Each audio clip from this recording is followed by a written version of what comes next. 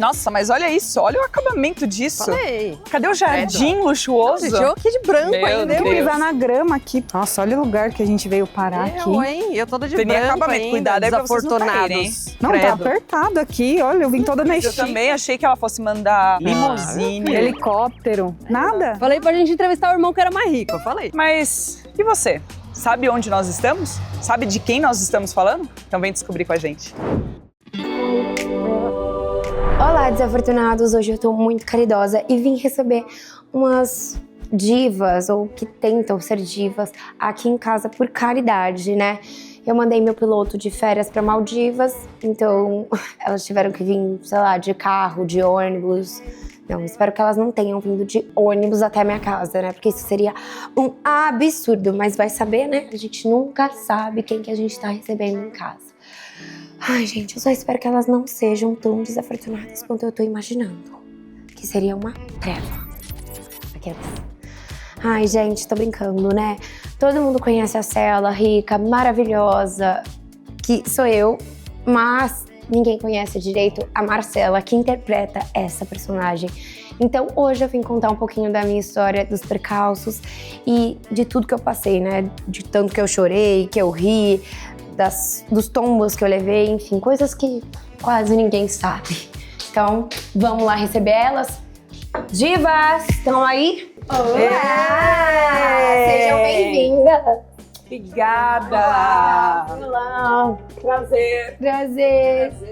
Chegamos na Prazer, mansão, mulheres bonitas Cela. chegaram na mansão da Cela. Nós trouxemos aqui um mimo pra você. Ai, Talvez não amo. esteja à altura, mas a gente tentou Vamos com ver, bastante gente. esforço. Deixa eu Vamos escrever pra você. ver se é a minha altura.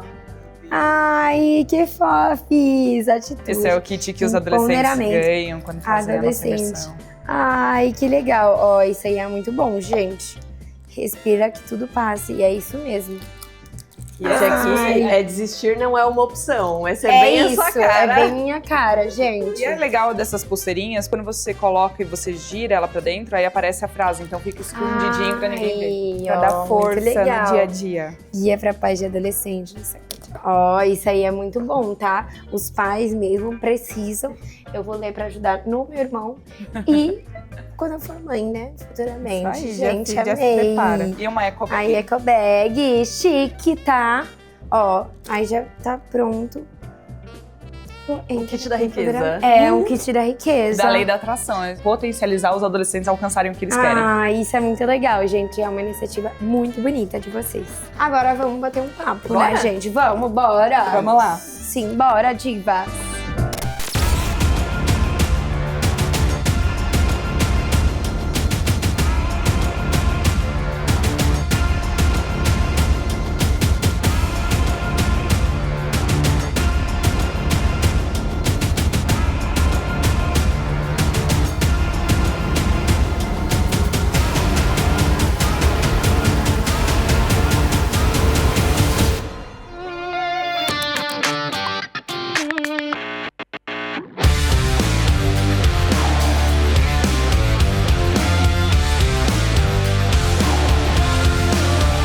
Olá, começando mais um episódio do Lado A, Adolescente. Estamos hoje aqui com a Cela, na verdade, Marcela Lopes.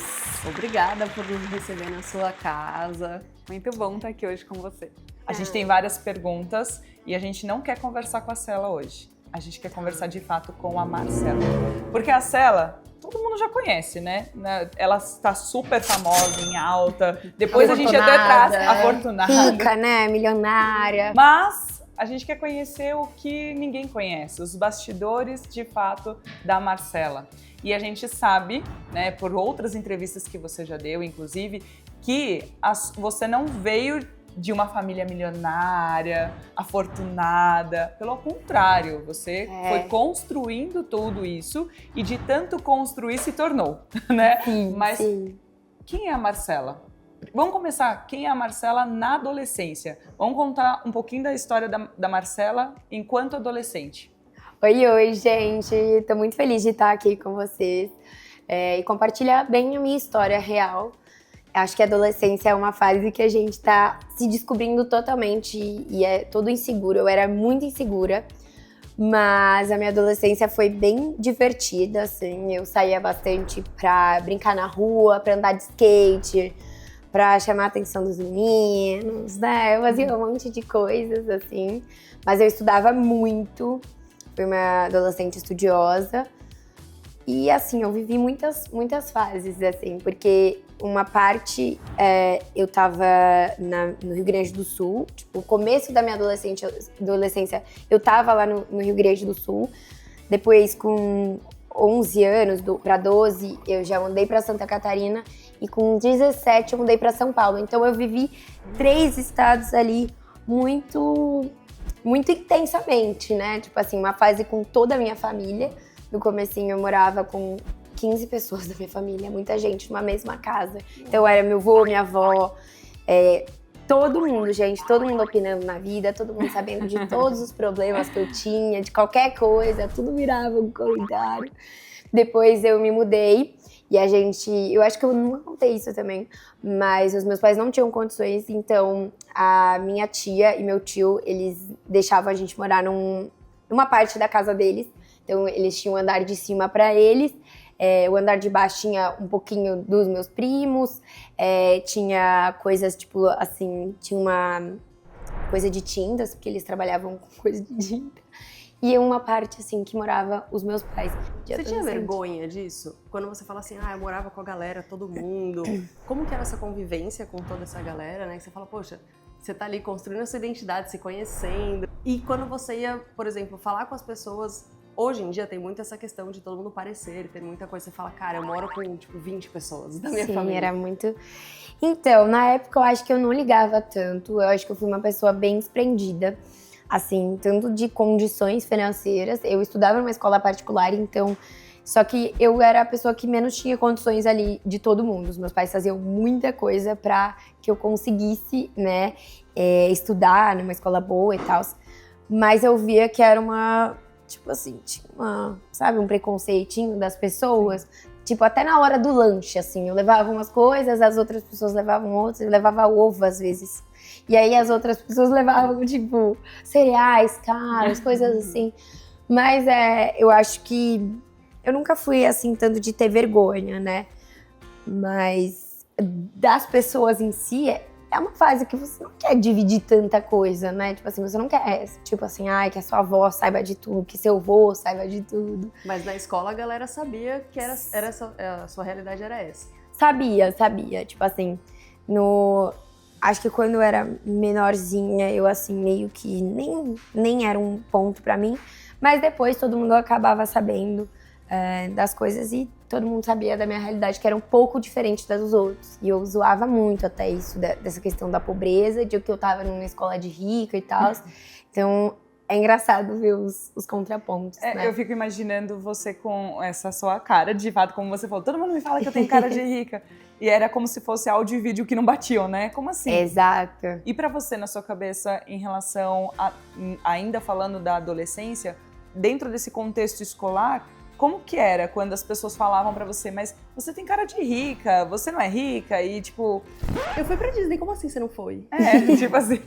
Não, durante a parte da adolescência, eu sentia só as diferenças numa parte. Antes de eu me mudar pra São Paulo, eu sentia que tinha diferença em questão financeira. Eu sentia, porque as outras pessoas tinham mais condições que eu. Mas eu lidava bem com isso, sabe? Eu fazia sátiras e tal.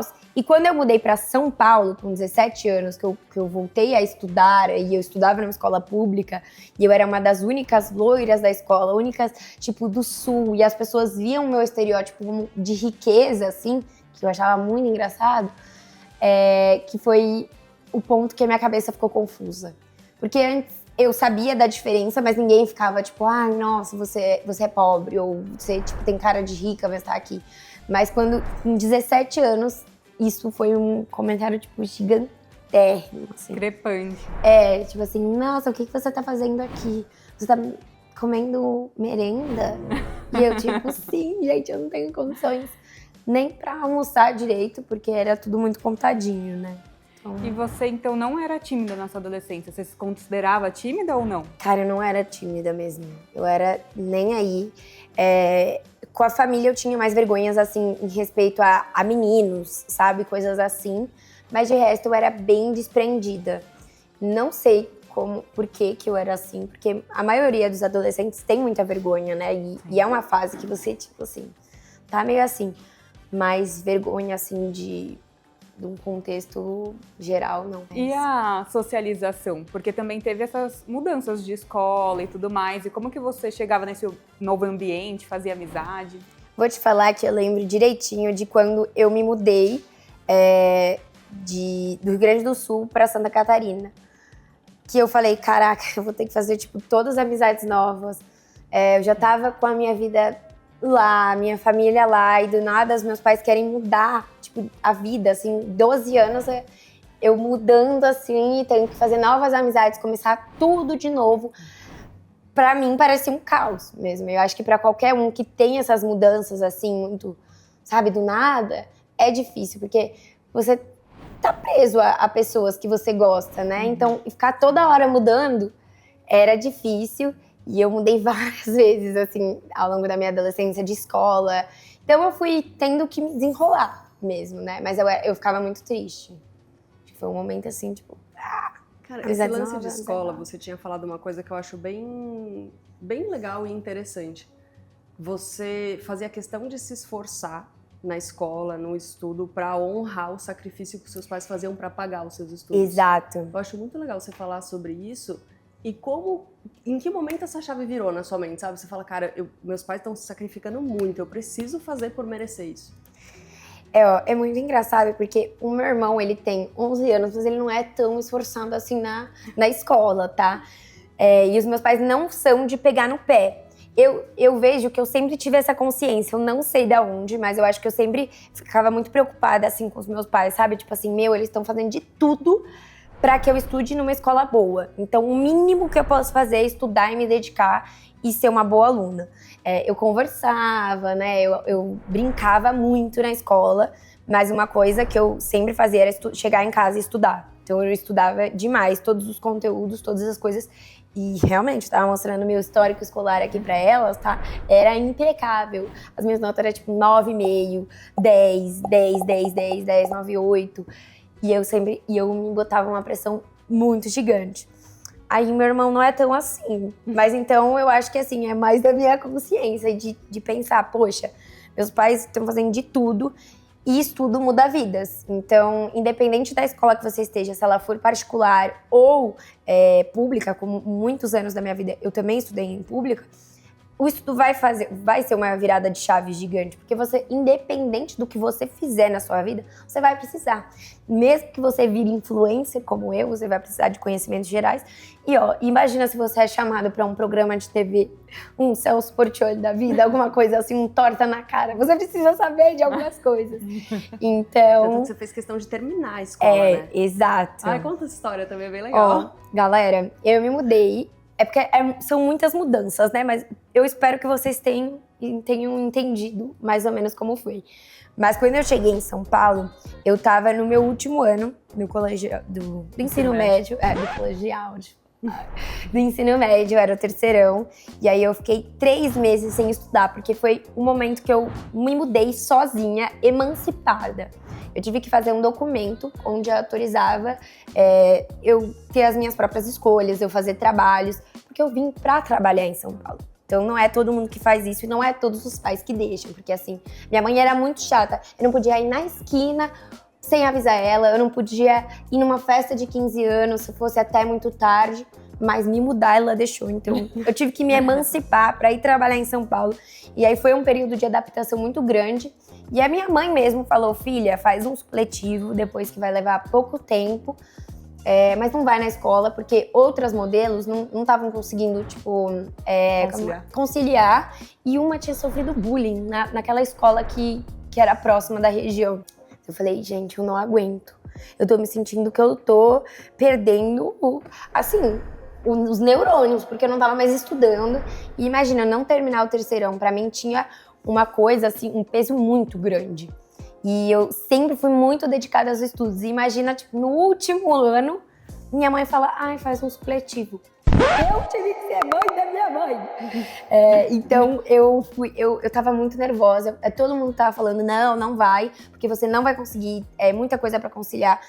Eu fui a pé até a escola, dava 18 minutos da minha casa, da minha casa até essa escola. Cheguei com a minha emancipação e falei, olha, eu quero me matricular. Eu fiquei sem estudar 3 meses, mas eu preciso voltar. Aí a diretora disse, não dá, você já rodou por faltas por causa disso. E outra que toda modelo que vem não consegue estudar. Não consegue estudar porque é muito trabalho, muito canseira, muito casting. Então a gente fazia testes, né, pro trabalho. Mas eu falei, por favor, me dá uma chance, me dá um mês que eu vou fazer você acreditar que vale a pena. E vocês vão me passar assim, por favor, eu não posso ficar sem estudar. Eu vou ficar muito mal mesmo, comigo mesma. E pra compensar esses 3 meses de falta, eles fizeram eu escrever o caderno do ano inteiro. Então, em um mês eu escrevi o caderno de matemática inteiro, de história, geografia, de artes, de todas as coisas. E aí, simplesmente, eles deixaram eu entrar, mas sempre com muita. Pra testar mesmo. Ficavam muito em cima mesmo. E nessa fase, que justamente eu ia pra escola pra comer. E aí, uma curiosidade é que eu ganhava a carteirinha de estudante, que eu ganhava o cartão único, que é um cartão que aqui em São Paulo, talvez se você seja de outra região, você não entenda, mas é um cartão que você usa pra ir de metrô. Você tem até 4 ônibus para pegar no dia e metrô ilimitado. Então, eu ia pra escola a pé, para não gastar isso, não gastar um ônibus no dia, 2 ônibus que fosse para ir de volta. 18 minutos para ir, 18 minutos para voltar, que era pertinho, assim. E usava os cartões para fazer castings, trabalho. Então, eu não gastava mais com transporte público. E era R$4,40 na época. Então, imagina, R$4,40 para ir fazer um trabalho, R$4,40 para voltar. Então, essa foi uma coisa muito boa também, que eu acho que aqui em São Paulo é privilegiado, que as escolas públicas dão isso. E acho que foi isso muito bom, uma coisa muito positiva, porque eu não tinha condições realmente, né? E aí, foi todo esse enredo. E graças a essa escola que eu voltei, foi que eu criei a minha personagem. Foi porque foi ali que as pessoas achavam que eu era rica. Então, foi um ponto de virada de chave, literalmente, pelos meus estudos, pelo contexto da escola, que aconteceu isso. Quando você veio para São Paulo, você veio muito por incentivo da sua família. Né? Aí você chegou aqui com um valor limitado, que era para pagar o aluguel e manter, e a sua mãe te ajudar. As entrevistas falam, R$700, gente. R$700. 500 do aluguel e 200 para passar o mês. Então, eu dividia... na minha adolescência ainda, apartamento com mais 8, 5 modelos. É porque, eu falo várias, porque foram vários momentos. Nem todo mundo aguentava, nem todo mundo queria, e toda hora mudava. Hoje eu tava morando com vocês, mas daqui um mês você já desistia, você já tava brigada comigo, você, Já voado? Já tinha voado, já tava fazendo outras coisas e não modelando mais. Então, Foi muita mudança em pouco tempo e eu fui me adaptando e eu acho que isso deu também muita perspicácia, de vida, sabe? Porque fui aprendendo muita coisa. Eu aprendia com você, aí eu aprendia com você, eu morava com você e eu detestava o seu jeito. E aí eu usava muito as coisas que as pessoas da minha casa faziam, que eu achava horrível, eu fazia tudo igual, e tudo diferente. Não, eu fazia tudo diferente. Tudo que as pessoas faziam de ruim, eu falava, caraca, eu não quero ser assim, vou fazer diferente. Então, a maioria das meninas não estudava, não estudava mesmo, ou ia fazer supletivo, ou não chegou a terminar. Então, era muito doido, porque os exemplos que eu tinha eram péssimos, Mas não era nem por elas, é porque... No contexto que a gente estava indo trabalhar muito nova, tinha gente que saía com 15, com 16, era um contexto difícil. Então não era ai, nossa. Mas eram exemplos que eu não achava legais. Então eu pegava cada uma característica do que eu não gostava, fazia diferente. E as características que eu gostava, eu ficava cara, um dia eu vou ser assim. Tinha uma que, a Letícia, que ela trabalhava demais, e eu usava ela como referência. Eu falava, cara, se ela trabalha, se ela vem da mesma realidade que eu e trabalha pra caramba, um dia vai ser a minha vez. Então era assim, foi uma adolescência cheia de exemplos. Mas como que foi isso em relação à família, por exemplo? Porque teve muitas trocas, você estava muito distante da sua família. como que foi essa jornada de você conversar com a sua mãe? Teve algum momento que você falou, mãe, não é pra mim, tô voltando pra casa? Ou a sua mãe falando, filha, vem mesmo? Gente, tem muitos momentos. Eu vou até mostrar pra vocês uma coisa. Eu vim em 2019, né? Em 2019 eu já falava, tipo assim, pai, eu não aguento mais. Aí meu pai, tipo, por favor, não desiste, a sua hora vai chegar. Olha, tipo assim, meu pai mandava muitos textos, gente, pra me tranquilizar. Eu falava, isso parece um sonho, isso não é um sonho, e você vai poder contar com nós. Sempre não vai ser fácil, não vai ter moleza, poderiam ser dias que você vai querer largar tudo, abandonar de vez.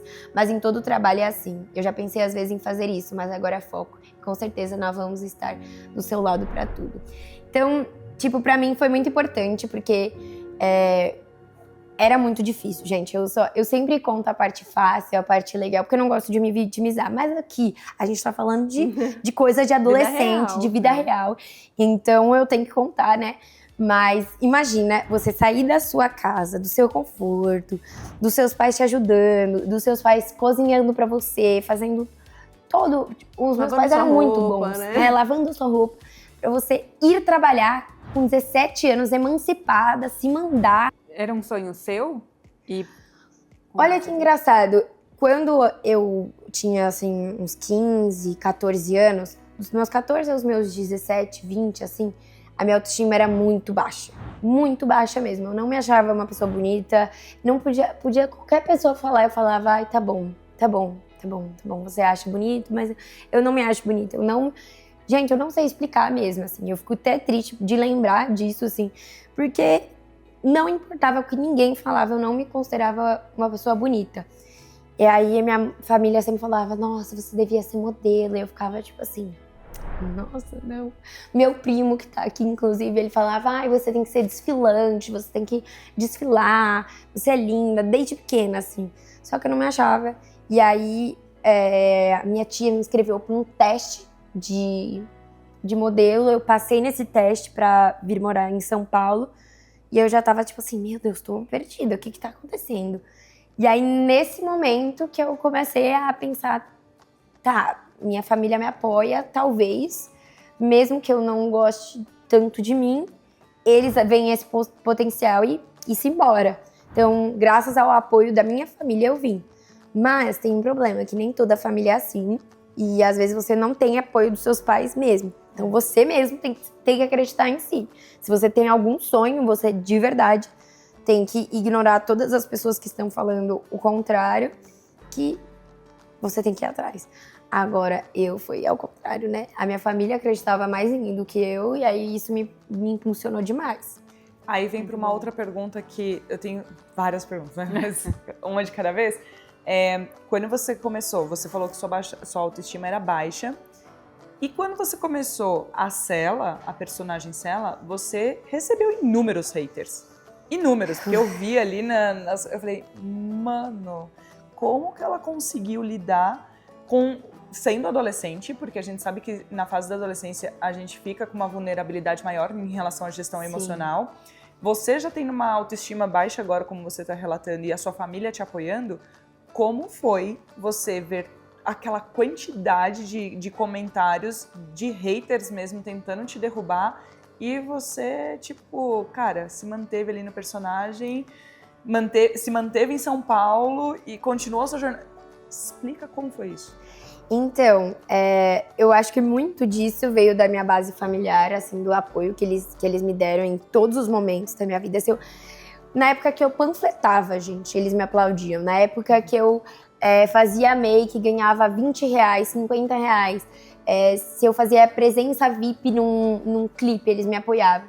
Então, tudo isso eu levava em consideração de que, tipo assim, não importa o que eu fizesse, se eu tivesse certa, se eu tivesse sendo honesta, a minha família tava me respaldando e me dando uma base, assim, né? Mas quando eu criei essa personagem, justamente pelo meu estereótipo, muita gente acreditou, muita gente. E eu tinha 30 mil seguidores na época, por conta da vida de modelo, eu acabei angariando alguns seguidores ali, mas nos meus stories tinham 200 mil pessoas vendo. 220, eu acho que num dia que bateu assim. Então imagina, se só 30 mil me seguiam e 220 estavam vendo meus stories, era tipo 180 mil pessoas só reclamando. Era assim, é muita gente reclamando. Gente, era muita gente, assim, me detonando, me falando ameaças. Teve muitas coisas, assim, sabe? Que foi bem complicado. Mas, tirando as ameaças, que eu não lidava bem e que eu... Tirando as ameaças. Que eu, tipo assim, nossa, eu ficava muito mal mesmo, assim, porque, o dia que eu te ver, eu vou te... nossa, você é uma menina que merece, sabe? Eram umas coisas muito pesadas. Nossa. Tirando isso, que eu ficava mais, assim, meu Deus, socorro. Porque imagina na realidade mesmo, né? Quem de fato pensa na Exato. realidade, então não merece viver. E tipo assim, eu fiquei... Só que era muito E escrachado. outra, ela tava voltando da escola a pé, tipo... Era muito doido. E aí, Eu acho que não ia simplesmente... ser mais na rua. E aí, simplesmente, eu ficava pensando, cara, eu não sou isso. Eu não sou isso. Eu sei do que eu passo. E na época eu tinha me mudado já de novo. Acho que eu me mudei 8 vezes em São Paulo. 8 vezes, na mesma cidade. Em 6 anos que eu tô aqui, eu me mudei mais de 8 vezes. Mais de 8 vezes, na verdade. E aí eu pensei, cara, eu não sou isso. Eu não sou essa menina nojenta, eu sei dos meus princípios, eu sei dos meus valores, eu sei de tudo que eu passei pra estar aqui, de todo o panfleto que eu entreguei, de todo Natal, qualquer data que eu deixei de passar com a minha família, porque eu estava trabalhando e pra eu conseguir uma vida melhor, que eu falei, cara, não faz sentido eu me abalar com isso. Não faz sentido de verdade. Eu sei da minha essência. Então, os comentários eu não liguei, continuei firme, eu inventava coisa mais pesada ainda, tipo assim, nossa, reclamava de coisa mais fútil possível. Vinham muitos haters, mas os haters, eles ajudam a levantar, tá, gente? Não é como se os haters, eles fossem de todo modo ruim. Não, na verdade, eles são muito bons, então eu amo que tenham hates. E mesmo que eles estejam falando de uma característica sua, tem hater que fala de tudo, fala da beleza. Quando eu engordei um pouco, já falaram, nossa, meu Deus, ela tá muito cheinha. Tudo eles vão opinar, gente. Saibam que eles vão opinar em tudo. Você respirou mal, eles vão falar. Ai, nossa, seu sovaco. Qualquer coisa, gente. Mas aí você pensa que tudo isso vai te alavancar. Pessoas ruins vão te alavancar. E diz mais sobre ela do que sobre você. Isso é bem, é uma frase muito típica. Nem precisei fazer psicologia pra isso, né? É uma frase tão, assim, que todo mundo fala, mas ela é muito real, gente. Se a pessoa perde o tempo dela pra vir comentar sobre a minha beleza, sobre algum ponto meu, é porque ela é muito frustrada. Porque, me desculpa, que momento da minha vida, com toda a correria que eu tenho, com todas as coisas que eu tenho pra resolver, eu no Instagram de alguém falar do sovaco da pessoa? Juro, tem que ser muito, não ter o que fazer mesmo. Haters, gente, pode xingar tudo, que agora mesmo eu já não me afeto 100%. Agora já tô treinada. Está ótimo. Agora eu já tô treinada, já sei que eu sou bonita, já sei que você tem que se autoafirmar, gente. Mesmo que você não ache isso, isso ajudou, tá? Me ajudou mesmo, porque depois que as coisas foram acontecendo, a minha vida mudou muito também com a lei da atração. Então eu falava que eu era rica, eu fui me tornando. Então você pensa que você é bonito, você é maravilhoso. Juro, joga pro espelho e sente que todo mundo te ama. Às vezes, quando eu saía de casa e eu queria, passar um escudo, e mesmo que, assim, tinha muito hater, então eu tinha medo, às vezes. E eu andava de ônibus nessa época ainda, né? Então, cara, imagina alguém no ônibus, no trabalho, voltando do trabalho, com todos os problemas da vida, ver uma menina que tava reclamando que ganhou uma Porsche andando de ônibus. Era um risco muito grande. Quantos seguidores você ainda andava de ônibus? Caramba, eu acho que até uns 150, 200, 300. Deixa eu pensar, porque foi mais ou menos março. Eu parei numa época que todo mundo falou, não dá mais, Marcela, você tá correndo perigo. Aí eu comecei a andar de Uber. Aí fui melhorando. Aí Uber, eu ficava assim, caraca, antes era 4,40, 4,60. Isso é uma coisa com bem a carteirinha legal. da escola. Nossa senhora! Aí acabou a carteirinha, eu tinha que gastar o dinheiro mesmo. Aí eu falava, caraca, e agora eu tenho que gastar 20 reais. Mas você não tinha uma grana, né, ainda, não, pra ainda pegar, não. Beleza, vou andar de Você Uber, só tava mas eu tenho uma grana pra andar de Uber. Né? Mas incrivelmente, a minha história foi, assim, diferente de muitas pessoas, eu já consegui monetizar no começo. Então eu já, por acho que trabalhar tanto, eu já fui precificando tudo. Isso Então no momento que você trouxe é bem legal, porque eu vi em alguns pontos, eu acho que você nunca detalhou assim. Na sua adolescência, você já fazia alguns trabalhos. Já. E eu vejo que você tem uma mão, você até brinca, mão Já. fechada, né? Não, eu sou E como bem- que é isso? Como que você fazia na adolescência pra conseguir dinheiro? Como que você Pra lidava com resistir às isso? tentações. Então, nessa fase que eu me mudei, que eu comecei a trabalhar mesmo, né? Que eu precisava correr atrás e eu não queria depender dos meus pais. Os R$ 700 que eles mandavam era muito sofrido para eles mandarem. E aí eu sabia que eu teria que me esforçar. E eu sempre, assim, desde pequenininha mesmo, eu tive muito essa consciência de não gastar o dinheiro dos meus pais. Eu tinha vergonha, e eu via os problemas financeiros que eles enfrentavam, então eu não gostava de ser mais um peso. E não era que a minha mãe falava, ai, você não pode fazer tal coisa. Eu simplesmente, da minha cabeça, falava, não, eu não vou ficar pedindo coisas para os meus pais, que eu vejo o tanto que eles trabalham, então eles têm que fazer as coisas deles, enfim. Mas Nossa, eu fiz de tudo, na verdade. Eu já fui animadora de festa, eu já me vesti de copo em festa, já me vesti de princesa do G. Não era, tipo assim, princesa mesmo da Disney, eram umas princesas mais diferentes, assim. Eu tenho umas fotos, depois eu pego de eventos, assim. Já fui, tipo assim, recepcionista em eventos, entregar brindes, essas coisas. Já fui modelo de mão da Giovanna Eubank, tá? Pra Vênus. Ela, tipo assim, eu fiz a unha igual a dela, aí eu mergulhava assim, eu ganhei para isso. Eu amei, eu falei, caraca, eu venci na vida, eu sou a mão Manda mais. da Giovanna Eubank, tô recebendo por isso. E, eu já fiz comercial de TV, eu já fiz tudo, assim. Mas daí você parou de pegar o dinheiro do seu pai. Desde os meus 19 anos eu nunca mais dependi dos meus pais. Tipo, nunca mais. Nunca pedi R$1 que fosse. Mas Nunca você mais. continua sendo... Mão de vaca, ainda sou. Agora eu tô mais mão liberada, mas eu ajudo nos meus pais quando eles precisam, o meu irmão, etc. Mas eu, com as minhas coisas, eu ainda sou mão fechada. Mas você tinha metas com esse dinheiro? Tinha, ou era tinha. pra usar ali, pra sair com os amigos? Não, zero. Eu sempre fui de metas, assim. Dos 17 aos 20, eu juntei um dinheiro pra fazer minha rinoplastia, que era algo que mexia muito com a minha autoestima. E aí eu juntei esse dinheiro, os meus pais inteiraram, acho que era 13 mil, mas assim, eu juntava tudo, gente, tudo que eu ganhava, eu gastava, eu vivia com o mínimo, assim, na escassez mesmo, era bizarro, tipo, eu almoçava pão de queijo, essas coisas, assim, quando eu tinha que gastar, comia, assim, coisa, tipo, muito bizarra, pra economizar, e aí eu juntei um dinheirinho, fiz essa rinoplastia, que era 13 mil na época, era muito dinheiro. Aí meus pais ajudaram com a maior parte, eu entrei com uma. Sendo assim. E ainda continua, mas na época ainda era mais ainda. Jesus, é muito dinheiro. Então, eu já tinha minhas metas, assim, eu sempre botava coisas pra fazer. Então, eu tinha essa cirurgia, depois dessa cirurgia eu queria juntar meus primeiros 10 mil. E aí foi uma luta, aí fui juntando. Todos os trabalhos, todas as coisas que eu fazia. Isso Porque eu tudo trabalhei. antes da cela estourar. Antes da cela estourar. Então, tipo assim, eu acho que eu devo ter nas conversas aqui, quando eu fiz meus primeiros 10 mil, que simplesmente eu mandava tudo pros meus pais. Eu falava, gente, agora eu vou ganhar R$800 essa semana. Daí eu já fazia os meus cálculos, eu pagava o aluguel, sobrava um pouquinho, já colocava o dinheiro pra... Gente, eu botava na poupança. Não usem poupança. Botem render, nem que seja... 100% de CDI já tá ótimo, melhor do que poupança. Eu botava em poupança, gente, A que cara dó. da Daniela. Isso mesmo, que bom. A gente gravou semana passada Essa semana. com a... Não, semana passada. Semana passada com a Natália Arcuri. Ai, E era aí ela demais. tava falando da poupança, não sei o que, e a gente...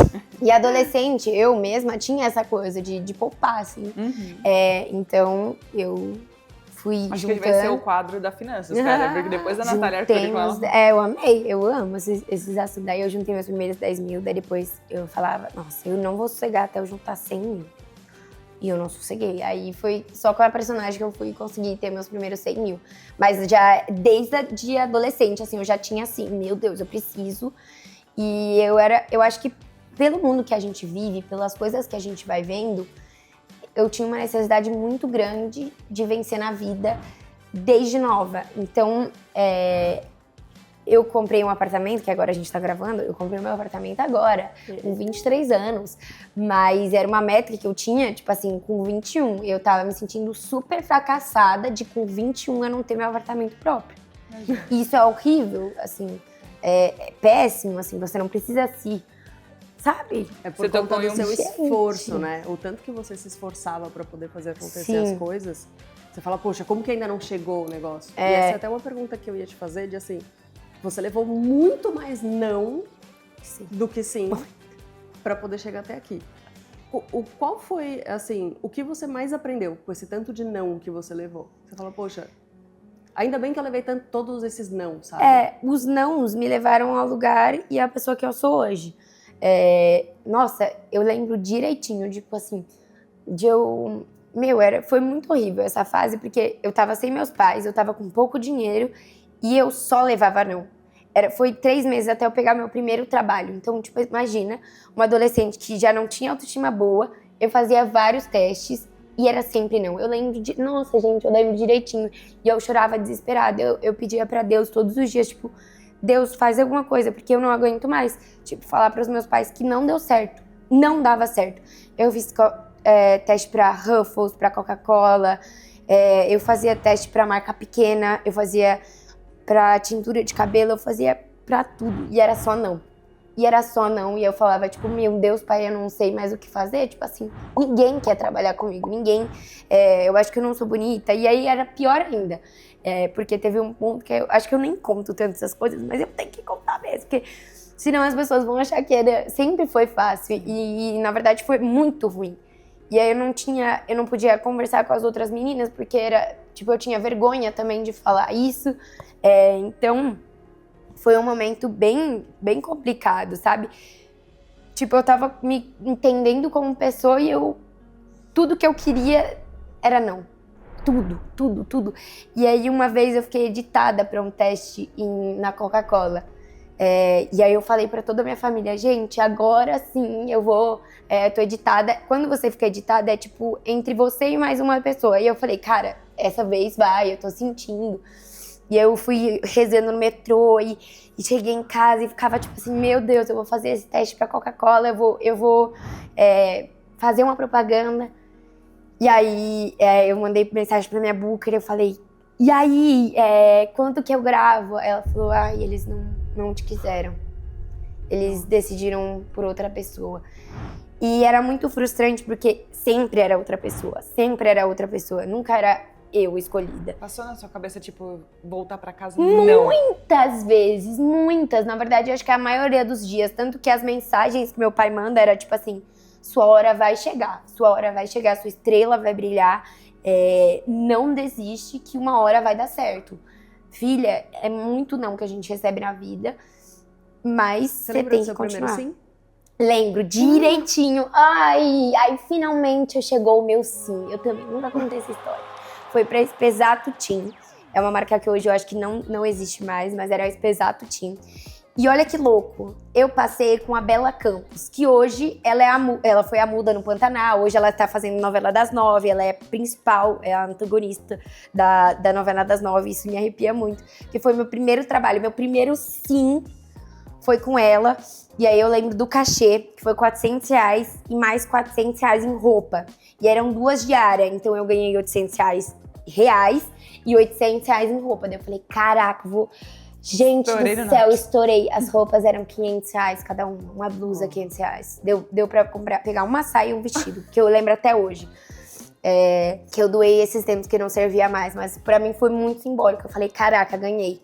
E aí, olha que loucura, gente. No dia, eu estava lá, a Bela já era uma modelo mais experiente, já tinha trabalhado com várias marcas.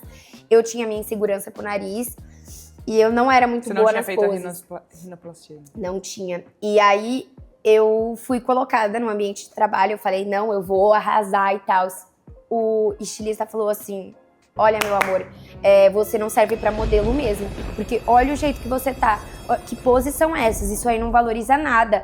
A Bela vai ter que fazer o dobro de roupas porque você não consegue fazer. Vamos melhorar isso aí. No primeiro sim, gente. Eu chorei tanto, eu engoli em seco.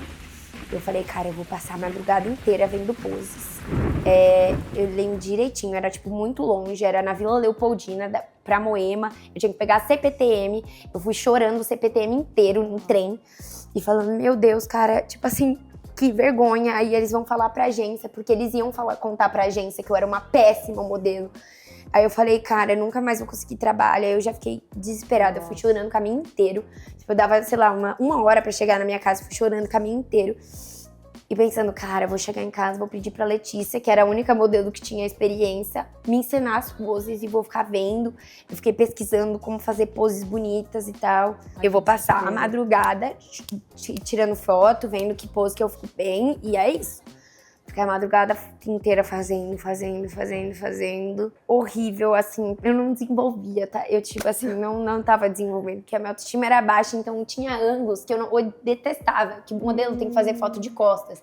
E aí tinha que fazer assim, olhando, pra você conseguir valorizar o perfil. Só que perfil que valorizava? Aquilo lá, pra mim, desvalorizava. Então era uma briga comigo mesma, sabe? A marca me contratou, queria que eu fizesse aquilo, e eu detestava. Se eu vou tentar achar as fotos pra vocês verem aí, meu Deus, eu morro de vergonha. Mas enfim, foi meu primeiro trabalho. E aí foi meu primeiro sim. E aí, muito engraçado, que foi desbloqueando sims. Então, a marca, tipo, sei lá, gostou depois do meu Deu segundo certo dia. no dia seguinte? Que Assim, bom. não reclamaram mais. Minha agência também não falou nada. Eu mesma que não ia falar pra minha agência que eu tinha sido um fracasso. Falei, ai, adorei, amei, eu nasci pra isso. Podem me mandar que agora eu bato no peito que eu sou boa. A Espesato Team me chamou pra ser modelo de prova.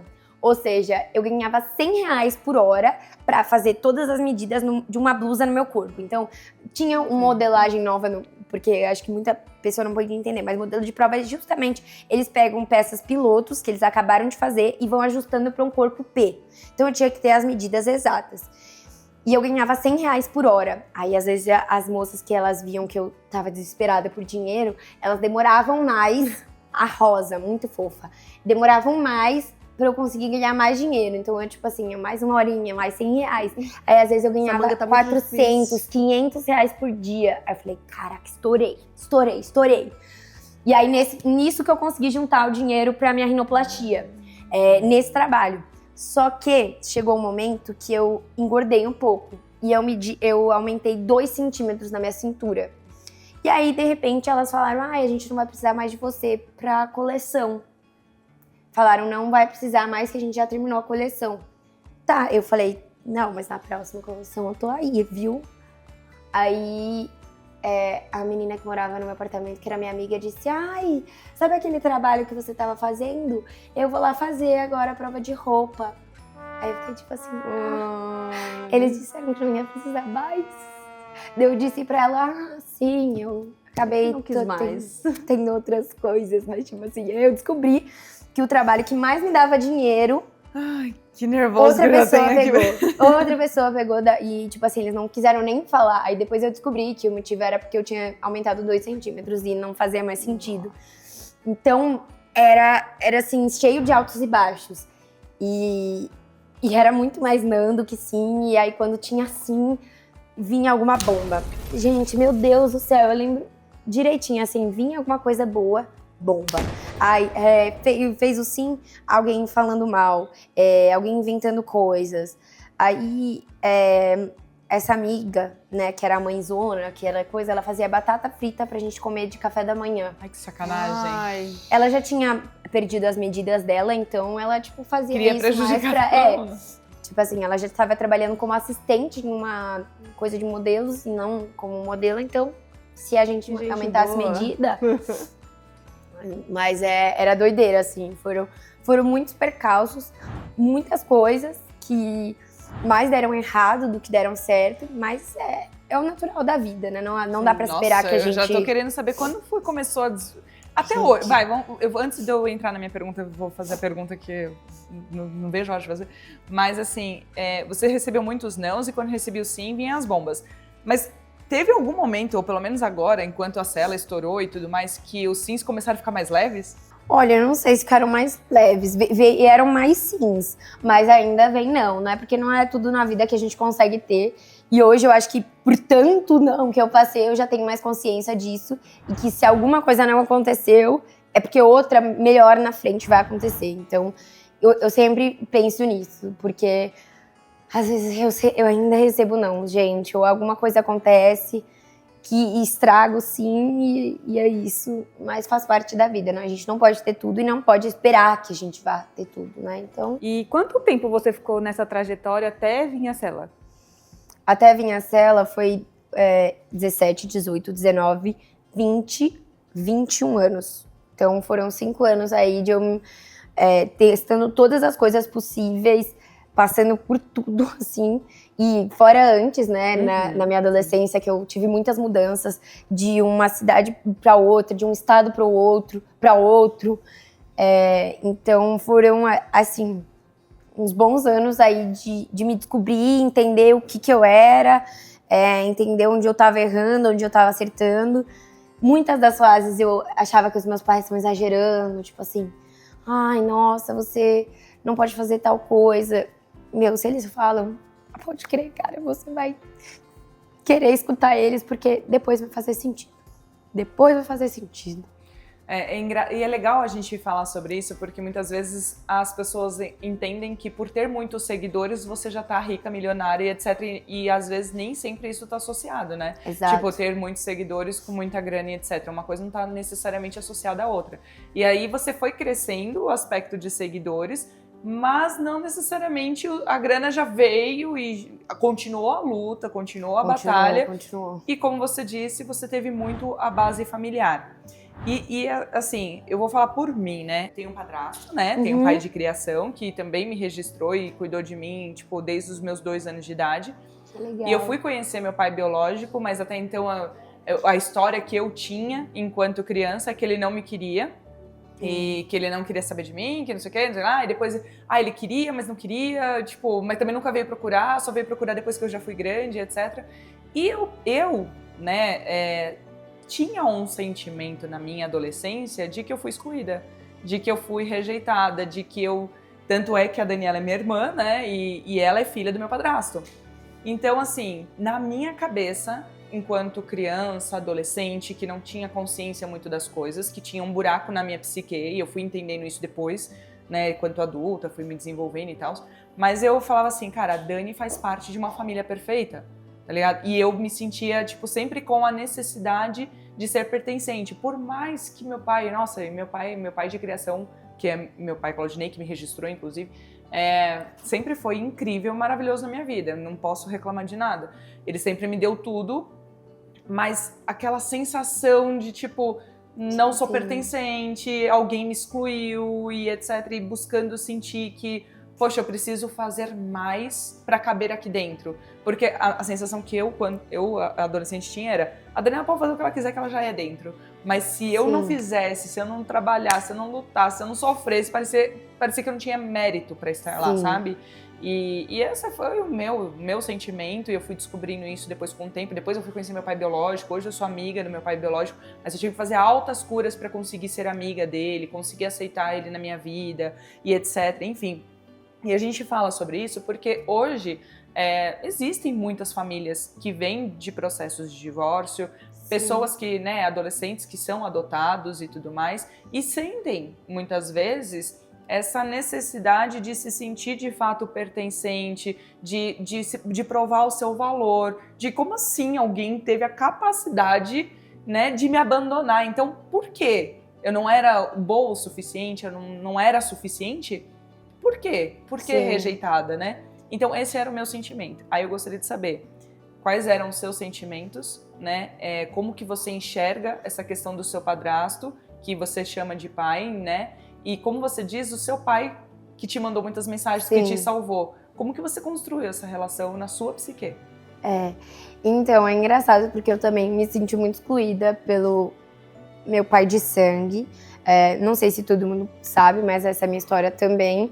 Meu padrasto me criou desde os meus 4 anos de idade, com muito amor. Então, eu chamo ele de pai, ele é pai do meu irmão também. Mas assim, nunca teve essa distinção, né, de filho, etc. Sempre foi tudo perfeito.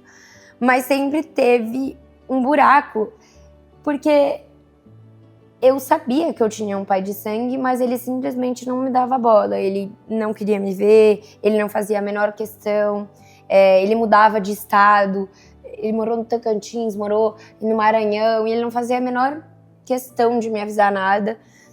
Com 15 anos, no dia do meu aniversário, ele falou que a melhor coisa da vida dele foi não ter me criado, que foi ótimo eu não participar da vida dele, que não fazia a menor diferença. Então, tipo assim, imagina, com 15 anos, no meu aniversário, eu ter que ler isso. Fora outras coisas horríveis que, assim, já aconteceram, mas eu perdoo porque eu acho que ele não teve tanto amor, assim, do pai dele, vem de criação e tá tudo bem. Às vezes você pode não ter o pai mais maravilhoso do mundo, mas você tem uma mãe boa, ou uma avó boa, ou uma tia, e tá tudo bem. As pessoas, a gente idealiza, a gente vê a família e idealiza como se ela tivesse que ser perfeita. E na verdade não é assim, a maioria das famílias é um pouco desestabilizado ou tem alguns percalços, e acho que tem que ser levado em consideração isso, de que você não tá sozinho, literalmente, porque tem coisas que acontecem com você, mas vai acontecer com outro, pode ser bem pior, enfim. Mas o meu padrasto, ele foi minha base, e ele é minha base. Foi por ele que eu não desisti, inclusive. Ele sempre me deu todo o apoio. Então, quando eu recebia todos os nãos, eu falava, pai, não foi dessa vez. Pai, olha só o que ela fez, olha a mentira que ela inventou. Meu Deus, eu não tenho mais dinheiro. Pai, não sei o quê. E ele falava, filha, não desiste. Calma, a sua hora vai chegar. Era isso que ele sempre falava. Mas morrer trabalhando e lutando pelo que você quer. Então, eu acho que meu pai sempre me passou essa mensagem, e para mim isso foi muito grande. Eu falava, cara, se meu pai acredita em mim, que era meu padrasto, eu tenho que acreditar, e é isso, eu vou morrer tentando até dar certo. Porque se ele falou, vai ter que dar certo, entendeu? Então, eu acho que fui construindo o amor que eu tenho por ele desde a infância, porque ele me deu muito esse amor. Não é todos os padrastos que são os bons, tá, gente? Eu não tô generalizando, porque não é todo mundo que tem essa sorte que a gente teve. Mas é também saber lidar, sabe? A minha mãe não é a mais perfeita do mundo, meu pai, obviamente, também não é o mais perfeito do mundo, mas tudo que eles fizeram por mim, eu pensei em recompensar, e minha maneira de recompensar é trabalhando e fazendo a minha vida do jeito que... Eles fizeram tantos sacrifícios para eu ter a minha vida agora, que, tipo, o mínimo que eu posso fazer por mim, por eles e pela minha própria vida, literalmente, é correr atrás. E não importa o que aconteça. Gente, se eu cair hoje, amanhã eu vou ter que estar levantando, hoje mesmo eu vou ter que estar levantando. É muito doido que a gente tem tanto problema, assim, eu vejo, tipo, a minha equipe consegue ver, minha família, as pessoas mais próximas, que é tanto problema que você não dá tempo nem de lidar com um, já vem outro, entendeu? Então, eu já aprendi até a lidar com os problemas, assim, tem coisa que é tão pequena que eu já até ignoro. E aí, pra outra pessoa que escuta, é tipo, meu Deus, como você tá vivendo com isso? E a gente tá, tipo assim, não, tem um problema maior. E você ainda manda uns helps pro seu pai? Às vezes pai, eu tá mando. acontecendo isso. Às vezes eu ligo, quando acontece alguma coisa muito pesada, assim, que eu não mostro pra internet, e eu não gosto de mostrar também, eu ligo pro meu pai, eu falo assim, pai, nossa, eu não sei o que fazer, Então, eles estão sempre nesse lugar de acompanhar, mas também não fico enchendo o saco do meu pai também todo dia, né? Porque senão era toda hora mesmo. Pai, hoje eu ganhei um calote. Pai, hoje um advogado me passou a perna. Tipo assim, são coisas absurdas que acontecem, que as pessoas nem imaginam, mas... Mas ainda assim, família... você não deixou de ser aquela adolescente que é a dona da razão. Eu sou bem dona da razão. A minha mãe falava uma coisa, eu falava, ai, tá bom, mãe, tá bom. Eu sei de tudo, eu faço tudo. Não, eu fui, eu acho que ainda sou assim um pouco, tá, gente? Não, era aberto, qualquer assunto assim com ele, você conseguia falar de tudo, não só com ele, mas com a sua mãe também, né? Sabia que a minha mãe, ela tinha uma trava com te amo, com carinho, e eu, não sei, eu forçava assim, falava te amo, mãe. Aí eu sempre fui, tipo, você mais... que entregou isso pra ela. E aí meu irmão agora é muito também, te amo, te amo, te amo, pro meu pai também. Foi desconstruindo e acabou que todo mundo. E eu acho que eu também sempre forcei. Eu falava detalhes da minha vida que a minha mãe não queria saber. Falava, tipo assim, coisas muito desnecessárias, gente. Minha primeira vez, eu dava detalhes assim pra minha mãe. E a minha mãe, tipo, eu não quero saber. Eu não quero saber. pode, guarda pra você. Mas eu fazia questão de falar, e eu acho que isso é muito aberto na minha casa. Muito aberto. Meu irmão cuida agora o que ele fala, né? Tinha coisa que você contava pro seu pai que você não contava pra sua mãe, ou que você contava pra sua mãe que você não contava pro seu pai? Você falava, não, isso aqui é Ai, bom, tinha esse algumas aqui é coisas que eu contava pra minha mãe e não contava pro meu pai, assim, de vergonha. Eu falava, tipo, ai, não conta. Ou não conta na minha frente, porque eu gosto de que todo mundo da minha família saiba de tudo. Mesmo que seja desnecessário. Gente, tem coisas que... É uma dica que eu até hoje não faço. Não contem pros seus pais tudo, assim, detalhes de coisas. Não precisa. Mas contem, tá? É bom ter esse relacionamento, porque vai construindo mais confiança. Às vezes você faz uma cagada e você conta pra sua mãe, ela vai pensar, caraca, se ela tá contando isso, ele tá contando isso, é porque ele confia em mim e mesmo que eles te deem Na verdade, esporro... foi isso que te salvou, né? Quando inventaram as mentiras sobre você. Mas já teve uma cagada Graças. que você fez na adolescência que você falou, cara, isso aqui eu não posso contar pra ninguém, agora como é que eu vou me virar? Não, mas eu vou ter que ir lá contar. Foi e contou. A primeira vez que eu menti pra minha mãe, eu não conseguia mentir, gente. Eu de verdade, assim, não era boa em mentir. Primeira vez que eu menti foi uma semana antes de eu me mudar pra São Paulo. E eu fui pega na mentira. Isso foi um caos. Eu queria sair com um menino que eu achava lindo, maravilhoso. Tinha viralizado um vídeo meu na adolescência. Tipo assim, não é tanto nos números de hoje, mas na época, assim, eu tinha 1000 likes. Eu falei, caramba, tô famosa. E aí esse menino também tinha viralizado um low-motif na época. Era tipo um TikTok, um edit de hoje em dia. E aí viralizou desse menino, aí tava tipo todo mundo, ai, que lindo, Chipando os casal, assim. Todo mundo, na verdade, era só minha amiga que comentou, e eu falei, ai, nossa, alguém falou. E era minha amiga mesmo. Mas eu ficava, tipo, então tá, vamos sair. Aí eu saí com esse menino que minha mãe disse que não era pra eu sair. E aí fiquei no shopping e tal, e fui pra casa dele. Gente, eu não fiz nada, tá? Nessa época eu não fiz nada. Nem depois, mas eu não fiz nada nesse dia. Só que eu fui pra casa dele, ele foi dirigindo, contando as coisas. Ele era mais velho e tal, a minha mãe mandou mensagem pra mim. E eu, tipo, botei no modo avião e falei, ai, tô no cinema. Tipo, tchau. E esqueci de avisar pra Duda que eu tava no cinema com ela. Ai, Eu esqueci de avisar pra Duda. Então, eu tirei do modo avião, tava conversando com o menino, tipo assim, fingindo de adolescente. Tipo, sim, minha mãe sabe que eu tô aqui, tipo, todo mundo. E contando maiores mentiras pro menino. Até que eu desbloqueei meu celular, vejo assim, 32 chamadas. Aí eu falei, meu Deus, what happened? O que aconteceu agora? Nossa, minha mãe já ia ter até um helicóptero. Assim. Gente do céu, gente... Eu comecei a tremer, tinha mensagens no mensagem, tinha no WhatsApp, tinha ligação, aí tinha meu pai chamando. Falei, ferrou. Daí eu atendi minha mãe e falei bem baixinho pro menino não escutar. Oi, mãe, tô no cinema, tá me atrapalhando, tô com a Duda aqui. Aí ela, manda foto de cinema. Aí eu tipo, puta que pariu. Pegar no Google aqui. Putz, o que eu vou fazer? Aí eu falei pro menino assim, você consegue ligar a TV aí pra gente ver alguma coisa? Tirei a foto assim, tremida da TV. E aí a mãe disse, tá no cinema? Com quem? Com a Duda. Aí a Duda tinha mandado, aí eu fui ver a mensagem com a Duda, eu falei, Duda, só avisa, aí a Duda disse, Cela, a sua mãe ligou aqui pra mim perguntando se você tava comigo. Eu falei que não, porque onde você tá? Tô preocupada. Eu falei, eu tô com você, caramba, fala aí algum jeito. Daí eu falei, putz, ai, mãe, é com outra pessoa aqui, com outra Duda. Aí ela disse, então tá bom, estou indo agora, vou aí te buscar agora. E aí a minha casa ficava a 6 minutos do shopping. E eu tava na casa do menino. E me fazendo de grandona, adolescente, bonitona. E aí eu falei, quero ir embora, eu quero ir embora. Eu tô muito cansada. Você consegue me levar lá? Porque não tinha nem como eu chamar Uber, gente. Eu não tinha nem dinheiro pra chamar Uber, não tinha nada. Então se o menino, de repente, falasse que não queria me levar, eu tava lascada, tá? Eu tava lascada aí. Opa, corta esse símbolo. Eu tava lascada.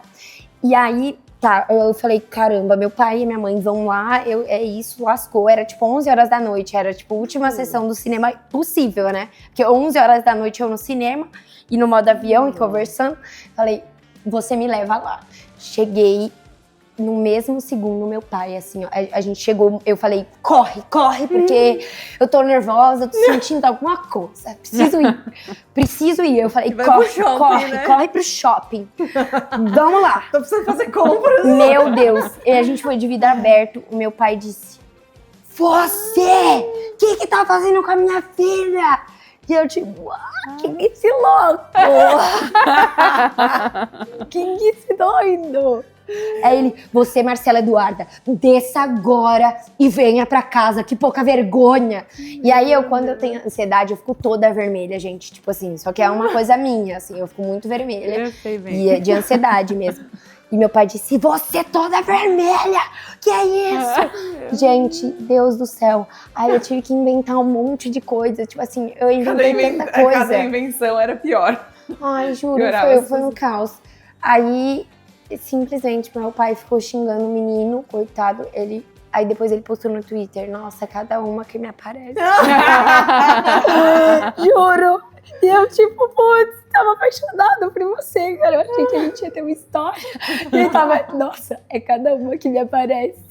Se eu pesquisar, esses dias eu fui lembrar essa história, tinha esse print, eu fui lá no Twitter dele e pesquisei isso. Nossa, cada uma que aparece.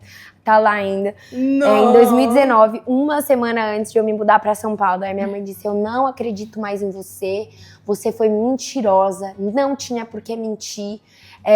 Não era pra sair com esse menino, não era pra ir na casa dele, como que você faz isso? Meu pai achando que eu tinha feito milhões de coisas, só que eu realmente não tinha feito nada. Nossa, Mal e mal tinha dado um beijinho no menino. Nervosa. E aí eu falei, putz, não vou sei mais pra mentir. São Paulo. Como você recuperou a confiança da sua mãe? Porque inteira. isso tem muitos adolescentes que falam assim, ai, quebrei a confiança dos meus pais e agora o que eu faço? Como que eu conquisto de novo a confiança deles? Foi bem difícil, tá? Porque depois disso, gente, imagina, foi a primeira mentira. Aí parecia que eu já devia mentir, já era corriqueiro, mas eu não mentia mesmo. Na época eu fiquei arrasada. Eu falei, cara, por que eu fui vacilar assim, sabe? Por que eu não fui pedir pra minha mãe com um jeitinho? Tipo, eu teria dado um jeito, sabe? Não precisava ter ido pra casa do menino também, ele podia ser uma pessoa perigosa, sabe? Ele não tinha... Meu, você não faça isso. Hoje você para e pensa, né? Hoje eu paro e penso, assim, o quanto foi chato pros meus pais, eu menti também. Mas foi na base do tipo assim, por favor, eu juro que eu não vou decepcionar mais, porque eu fiquei desesperada, gente. Eu fiquei desesperada, meu mundo acabou. Nossa. E aí o menino que eu achava lindo, perfeito, tava falando que cada uma que me aparece, eu falei, ai, nunca mais que eu vou pra essa cidade. Eu tenho que ir pra São Paulo mesmo. Eu que não quero ver mais ninguém daqui. Gente, não dá pra enganar a mãe. Não tenta enganar a mãe, não dá certo. Última pergunta. Que a gente eu quero trazer, já que você tá falando de enganar e tudo mais, também tem a quesito ambiência, amigos, amizades. E você tinha certos, né, amigos, apesar de ter tido muita troca e ter que refazer muitas vezes seus amigos, você tem amigos até hoje da sua infância, etc. Eu quero destrinchar isso até para os adolescentes que têm seus grupos de amizades, né, que sabem ou não sabem escolher seus amigos, que escolhem ambientes que são tóxicos e que acabam influenciando negativamente, outros que acabam influenciando positivamente, como eles reconhecem, a gente ensina tudo isso. Mas eu quero saber de você, das suas amizades, quais você realmente sentiu ser verdadeira e depois que você estourou na internet, quem apareceu assim do nada? Até o menino, tipo assim, o pai, aquelas, né? O pai apareceu e falou assim, ai, você é minha filha querida, eu nunca queria ter te deixado. Isso já passou na minha cabeça, da gente. Eu falava assim, nossa, eu quero ser muito, muito, tipo, dar sucesso mesmo pra provar pro meu pai que eu venci na vida e que ele vai se arrepender de ter me deixado, sabe assim? Sim, já passou isso na minha cabeça, mas agora já tô curada, já perdoei. Que bom. Mas eu quero saber de você, tanto do seu pai, das suas amizades, quem chegou assim depois que você estourou e falou, ai, amiga... Olha, é muito louco, porque a maioria das pessoas, eu acho que muito do que eu sou hoje foi por causa dos meus amigos. Eu escolhi bons amigos que não eram do mundo das drogas, não influenciavam pro mau caminho, eram zoeiros, eram engraçados. Tanto que eu tenho vários Instagrams aqui com amigos, mas que a gente dividia espaço e a gente era muito dessa vibe de zoeira, de fazer coisas de adolescente mesmo e não ligar. A gente não ligava pra nada, a gente fazia muita vergonha. E eu acho que isso me moldou muito, porque os meus amigos eram assim também, então cada vez menos eu tinha vergonha. E eu sou quem eu sou hoje por conta da minha adolescência, por conta das escolhas que eu fui fazendo. Muitas das pessoas se afastaram por alguns motivos, e na época que eu saí da escola particular para a pública, eu perdi alguns amigos, porque, eu não tenho mais condições, então, tipo, a minha melhor amiga deu uma afastada, e eu não sei se foi por causa da família, enfim, mas é uma pessoa que eu gosto até hoje, assim, eu converso às vezes nas redes sociais, não consigo ver tanto, porque é lá do Sul, mas até hoje eu mantenho alguns. Alguns apareceram, gente, sempre vem alguma pessoa que, tipo, te criticava pelas costas e hoje fala, caraca. Teve uma em específico que falava assim, que pro meu melhor amigo que tá comigo hoje e tal, e ele falou assim, nossa, ela disse pra você, o que você tava fazendo em São Paulo, que você era doida, e que não tinha nada a ver, que não ia dar certo. E aí esses dias tava me aplaudindo. Sempre torci por você. Sempre tem alguém assim. Vai passar por isso, provavelmente, mas escolher as amizades vai te fazer ou crescer ou ir pra baixo, gente. Isso me impulsiona muito. Então, graças que eu tive amigos bons, amigos que me botavam pra cima, mesmo na zoeira, assim. Então, é isso, cuidem das amizades. Agora, olhando pra câmera, qual câmera? Pra aquela câmera, eu gostaria que você deixasse, nós gostaríamos que você deixasse 2 recados. Um, Tá. para os adolescentes, né? E aí você pode falar de todo o seu coração o que você sentir e pensando que você tá deixando aquela mensagem que você gostaria de ter deixado para Marcela queria ter ouvido, né, da sua adolescência, Sim. que você gostaria de ter ouvido, né? E o outro para os pais que de repente você, quanto adolescente, gostaria de ter falado e enfim. Tá. Eu vou falar uma coisa que eu ouvi durante a minha adolescência e me fez crescer e não desistir, que foi isso. De morrer, mas morrer peleando. Então você vai fazer toda a sua vida por algo que você queira e você acredite. Você provavelmente deve estar numa fase de que você não sabe e não tem certeza o que é da vida. E tá tudo bem, tá? Porque eu já tive um desespero com 21 anos, eu comecei a chorar desesperada porque eu não sabia o que eu queria da minha vida. E tá tudo bem, gente. Às vezes com 30 você não vai saber. Mas uma coisa que me ajudou muito a pensar e ser o que eu sou hoje, ver a característica sua que mais as pessoas acham legal. Se você é criativo, se você é empático, se você, sei lá, desenha bem, se você surfa bem, sei lá. Uma característica que todo mundo fala pra você e lembra dela.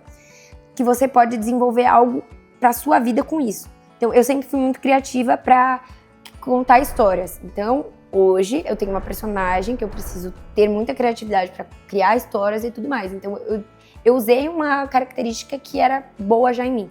Então, uma dica só é isso, você vê características e coisas que as pessoas acham de você para você desenvolver no seu futuro com base nisso. E nunca desistir, não importa o que aconteça. Vão vir muitos nãos, vão vir muitas pessoas negativas, vão vir haters, pressão social. Vão ter momentos que você quer desistir e que você vai pensar, caraca, meu Deus, não tem mais o que fazer, não tem solução para isso. Pode ser que você esteja enfrentando alguma depressão ou alguma coisa muito pesada, mas saiba que tudo é passageiro, tanto a coisa boa quanto a coisa ruim. Então a minha vida não é 100% boa e seria até ruim, gente, seria até tipo assim, sem graça. É bom ter essas nuances, tipo uma coisa difícil, uma coisa boa, para equilibrar a vida. Então não acho que é o fim do mundo, você tá numa fase que assim é só o começo, meu amor. Então corra bem, que aí vai dar tudo certo. No final dá tudo certo, entendeu? E pros pais, eu assim, vejo por mim que uma coisa que fez muita diferença foi a confiança, eles me escutarem e pais, escutem de verdade os seus filhos, sabe? Entendam que eles estão passando por uma fase que eles não sabem o que é certo ou errado, eles vão cometer erros, às vezes você não pode ser tão duro, porém, eu faço isso com meu irmão. Eu, já desde a adolescência dele, da pré-adolescência agora, eu já deixo ele se virar, porque eu acho que você tá cheio de amarras, a criança, ele não vai se desenvolver, não vai se desenvolver mesmo. Eu me desenvolvi porque desde os 17 ali, ó, eu já tava no mundo, claro, com os devidos, né, as devidas advertências que os pais têm que dar. Você tem que ser duro com o seu filho, não adianta, ai, nossa, oba-oba. Mas assim, bota andar de ônibus, bota fazer um trabalho. Eu acho uma doideira pais que, tipo assim, são super protetores. Você tem que proteger seu filho, mas ele não vai ser sempre seu bebê, gente. Então já bota desde cedo, fazer algumas coisas, até tarefas de casa, porque senão não vai desenvolver, juro. Pra mim, os pais têm que saber entender e serem durões também, sabe? Não adianta deixar assim, no bem bom. E aí os adolescentes não vão gostar muito de mim nessa parte, gente. Mas eu juro que é bom, porque mesmo que você deteste limpar uma casa, você vai ver que você vai ter que trabalhar muito pra outra pessoa fazer isso pra você. Então, é bom. Também tem os seus lados bons. Que agora eu fiquei curiosa. Você falou do quesito de tudo que você foi conquistando. Qual que é o seu próximo sonho? O que você vai chegar até os 30 e não sabe o que é da vida. Mas você já sabe o que é agora, o seu caminho, o que você quer? Agora eu já sei. Eu acho que é muito importante você ir trilhando. Assim, você não precisa ter certeza de nada, mas você ter os objetivos é bom porque aí você tem um caminho. Senão qualquer caminho serve. Se você não sabe, né, o que você quer. Mas eu quero consolidar minha marca de cosméticos. Eu vou falar o nome pela primeira vez aqui. Be Rich. Então, vai lançar daqui a um tempo aí. Eu tô desenvolvendo ela há um tempo, legal, mais de um ano. Então, ainda vai mais um tempo, mais uns 6 meses, 8 meses, sei lá. Porque são muitos detalhes e muitas coisas. Mas eu quero consolidar minha marca. Quero apresentar mais coisas na TV. Sei lá, virar apresentadora de alguma coisa, né? É muito legal. Fazer uma novela ou um filme, alguma coisa nesse cenário, porque eu gosto de me desafiar, apesar de o meu tempo ser muito restrito hoje em dia, por conta das minhas correrias no Instagram, TikTok, etc. Eu quero me desafiar nisso, em fazer uma série, um filme, algo que demande, assim, falas e roteiros, etc. Quero desenvolver meu lado do YouTube, ensinar para algumas pessoas também a lei da atração, porque com ela eu mudei toda a minha vida, assim, eu mudei realmente a minha vida. Óbvio que com muito trabalho, com muitos nãos, muitos percalços, mas mudou minha vida, né? Então... A gente acredita bastante nisso. Bastante. A gente ensina isso de uma forma não explícita, mas ensinamos isso para os adolescentes também, sobre a cocriação, né? Ficamos aqui, conhecemos mais sobre a Marcela Lopes e não a Cela, que é de fato a pessoa que estourou na internet, mas conhecer os bastidores da vida, e é isso que a gente quer transmitir para vocês que são adolescentes, que estão assistindo, que a vida não são só flores, e também para os pais acreditarem mais nos seus filhos e entenderem os percalços e as nuances que acontecem de fato na adolescência.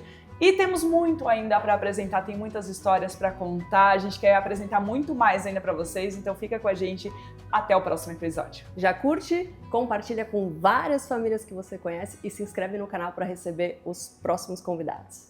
Até o próximo episódio. Tchau, tchau, gente. Beijo!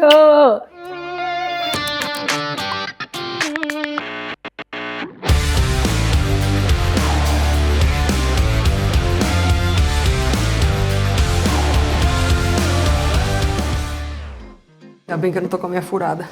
Minha amiga, eu tô com a meia furada, é ótimo. Assim tá bom? Meninas, você dá uma palminha pra mim, por favor? É uma só. Obrigado. Então diga que valeu.